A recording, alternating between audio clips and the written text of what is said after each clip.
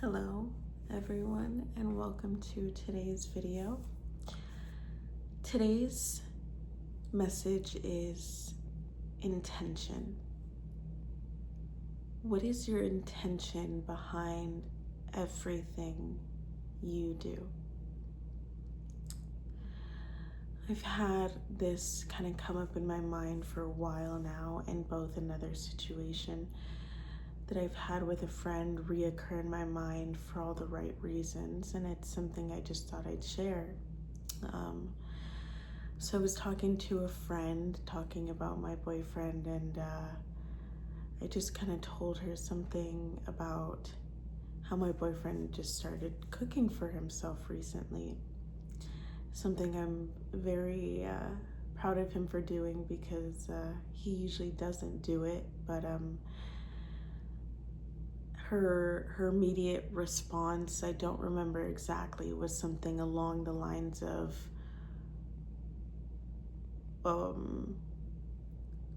he's never cooked for himself, or he's never cooked for you, or why has he just started this now? Something like that. Something in her question essentially made me feel defensive of him, and so my immediate response was that of defense toward him. And so I just said something kind of like, well, it's not that he has never cooked before. And in that exact moment, I didn't know why I was kind of feeling that defense for him. But in the moment, I kind of said something that felt like the things she wanted to hear. And I realized that after the fact of like, the funny thing is it's never about the situation. So I felt some sort of energy in her judge him for me having said that he cooks for himself, and my immediate reaction was that of defense for him. But in having this situation replay in my mind, I realized that the question revealed to me what way in herself that worth is still tied to. Because no part of me cares about whether he cooks for himself or someone else cooks for him, or whether he cleans or someone else cleans for him, or anything of that nature. I could honestly care less. I'm so much more concerned and interested in the growth he makes in his life every day. But for a lot of people, the way you love somebody is dependent on your conditional love for them. It's dependent on the things that person does for you. If I asked you why you love someone and you give me a list of everything they do for you, you love them not for who they are, but for what they do. What does it look like to love somebody not for what they do and for who they are? And so there was a part of me that felt compelled to be in defense, because I knew he didn't do anything wrong for cooking for himself, and that being something that he's doing more now. But I could feel that sense of judgment in that question. And again, it was a perfect question. Otherwise, it wouldn't have led me here. But it just made me realize even more that, like, I'm not concerned with what anybody does for me. I'm concerned with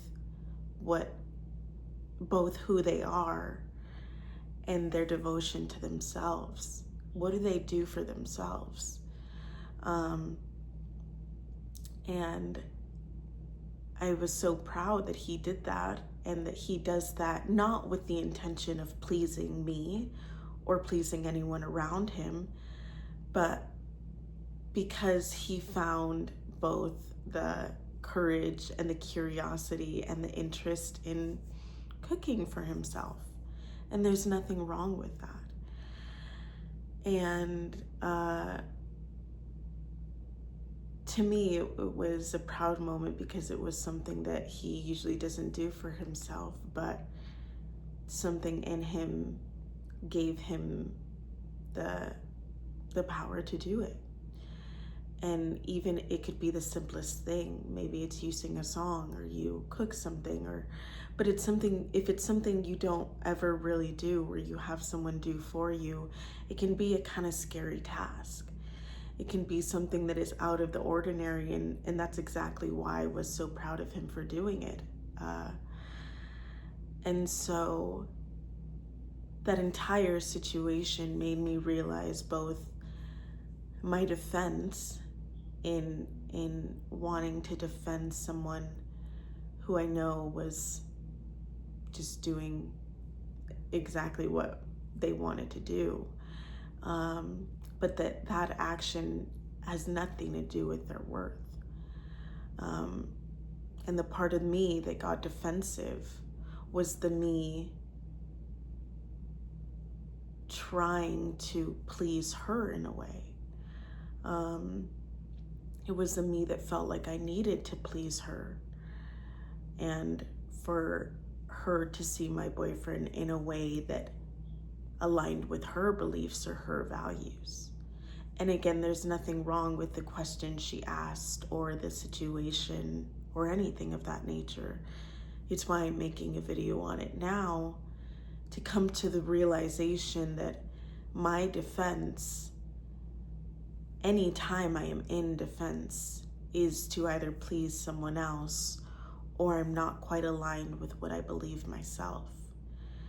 If I don't 100% believe what I believe without needing to please anybody, without anybody else's perspective, I have no defense.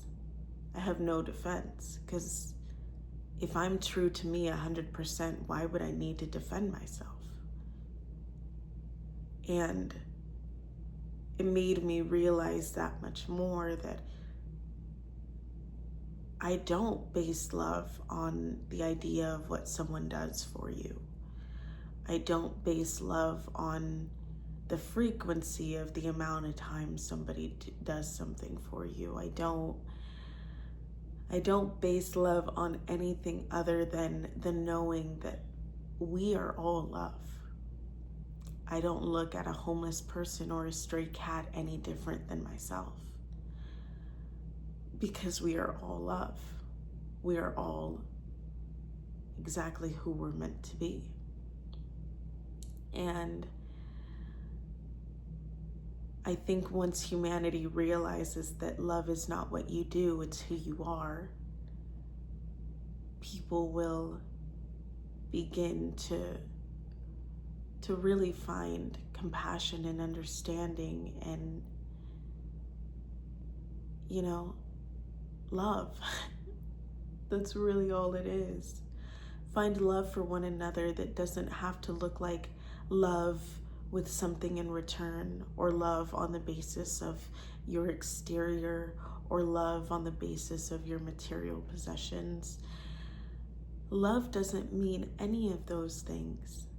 Love does not mean absolutely any of those things. Love is who we all are. Love is who we all are. And I love my boyfriend for his curiosity in cooking for himself, even though he's 26 years old, but that has nothing to do with it. I love and can be proud of him cooking for himself just because he decided to cook for himself. It's the intention it's coming from. I love that he wanted to do something for himself, not on the basis of pleasing me or on the basis of pleasing anybody else, because love is not pleasing. Love is the frequency of what you yourself feel you deserve. And I think we all deserve abundance, prosperity, peace, joy, happiness, everything in this world that we already have. And I have love for my friend who I didn't even realize that question alone would bring up so much new insight into what it means to love him even more, even if he didn't cook at all, or her, that I understand there was some judgment in that, but judgment only because she may only know love from what is either done for her or that which she does for others. And I love her just as she is, because I wouldn't be here right now making this video without her. I wouldn't be here at all without anyone in my physical reality. And I have so much love and gratitude for everyone, no matter what it is I do for them or they do for me. And so when you let go of the need of someone doing for you, they can do for themselves, and also find the pleasure in doing for you from doing for themselves. And I know that feels or sounds like that's not meant to happen, but the you that is insistent on someone doing for you, the you that is insistent on receiving something, the you that is insistent on gaining anything from another human being, they can feel that energy from you. They can feel that energy, and whether you notice it or not is entirely up to your ability to feel or be intuitive and pick up on energy shifts. But love is not what you do. Love is who you are. And so I am so grateful for having had that opportunity to understand why that situation was coming up like pretty much over and over again in my mind. And it was just revealing to me that I don't agree with the idea that love is what someone does for you. Love is what someone does for themselves, and then their actions are reflected back to you then in a space of doing for you without your need of them to do for you. That's the funny thing. It's like you let go of the insistence of someone doing for you, and then they automatically do for you because you weren't insistent on it. That's the law of attraction. I can't receive that which I am insistent on receiving. I can only receive that which I am not insistent on receiving. And if anyone finds this video, I encourage you to ask yourself, what does love look like where you aren't doing for others and yet being a staple of who you are, not what you do? I also encourage you to ask yourself, what is your intention behind your actions? Are you doing out of pleasing someone? Are you doing, and I did this a lot in the beginning of my relationship, pleasing my boyfriend, hoping to receive a specific kind of love for him. And then when I finally let go of that insistence, I was met with a man who loved me more than I have ever been loved in my life, because I didn't need it to look a certain way. And when you need it to look a certain way, you limit all of the miraculous, magical ways it can look beyond that. And I truly believe that. If I was insistent on him kissing me every day, or giving me flowers every day, or telling him the way that he has to love me, he has no room to love me beyond that.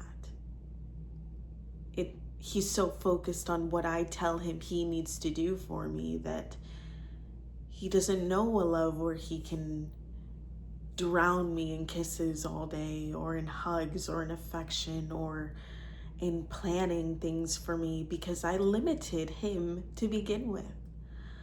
I limited the amount of love I could receive from him in insisting that the love look a specific way. And that is not what I want for anyone. I want everyone to live so freely themselves, so happy, so joyous, so loving, so perfect.